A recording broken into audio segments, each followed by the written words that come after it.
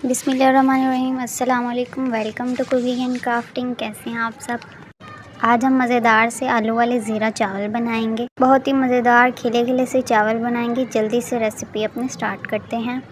इसके लिए हमें चाहिए 2 अदद प्याज, 4 से 5 हरी मिर्चें, 1 नींबू, अदरक लहसुन का पेस्ट। यहाँ मैंने हाफ़ के जी के करीब आलू लिए हैं, उनकी शेप में कट कर लिया है। 7 हरी मिर्चें चॉप कर ली हैं। कढ़ाई में तेल डालेंगे और प्याज को अच्छे से ब्राउन करेंगे। प्याज जब ब्राउन हो जाए तो जिंजर गार्लिक का पेस्ट ऐड करेंगे। अच्छे से मसाला भूनेंगे। 7 स्पाइसेस ऐड करेंगे। 2 चम्मच नमक लिए हैं, 1 चम्मच भर के ज़ीरा, 1 चम्मच हमने अभी डाल दिया है ज़ीरा का और 1 चम्मच बाद में डालेंगे। 2 चम्मच काली मिर्च के ऐड किए हैं। जब मसाला अच्छे से भुन जाए तो आलू शामिल करेंगे। वीडियो पसंद आए तो जल्दी से लाइक कर दें, चैनल को सब्सक्राइब कर दें ताकि आपसे कोई भी वीडियो और रेसिपी मिस ना हो। इस चैनल पे आपको कुकिंग भी मिलेगी और क्राफ्टिंग आइडियाज़ भी मिलेंगे, तो इसलिए हमारे चैनल के साथ जुड़े रहिएगा। साथ ही हम हाफ़ लेमन ऐड कर देंगे। पूरा लेमन डालने से वो ज़्यादा खट्टे भी हो सकते हैं। अगर आप पूरा डालना चाहें तो पूरा भी डाल सकते हैं। साथ हमने चॉप की हुई हरी मिर्चें भी शामिल कर देनी है। आलूओं को हम 70% तक पका लेंगे।